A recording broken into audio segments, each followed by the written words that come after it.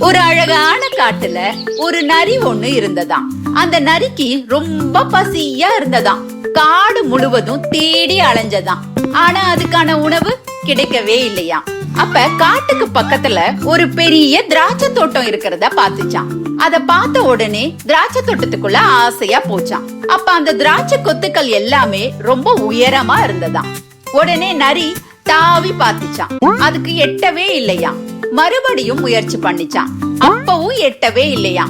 அதுக்கு கொஞ்சம் களைப்பா ஆயிடுச்சு. மறுபடியும் வேகமா ஓடி வந்து எகிரிச்சான். அப்பவும் அதுக்கு எட்டவே இல்லையா. அதுக்கப்புறமா இந்த திராட்சை கண்டிப்பா நமக்கு கிடைக்கும் அப்படிங்கிற நம்பிக்கையோட வேகமா ஓடி வந்து மறுபடியும் தாவிச்சான். அப்ப அது கையில திராட்சை கிடைச்சதாம். அப்புறமா அந்த திராட்சைய ஒவ்வொன்னா சுவைச்சு அது ரொம்ப ஆனந்தமா இருந்ததாம். அதுக்கப்புறம் நல்லா பசியெல்லாம் போக்கிட்டு மறுபடியும் காட்டுக்கே போயிடுச்சான்.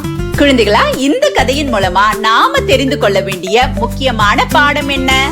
நம்முடைய இலக்கை அடையணும் அப்படின்னா அதன் மீது நமக்கு நம்பிக்கை இருக்கணும், விடாமுயற்சியும் இருக்கணும். இது இரண்டும் இருந்தது அப்படின்னா கண்டிப்பா அந்த இலக்கை அடைய முடியும்.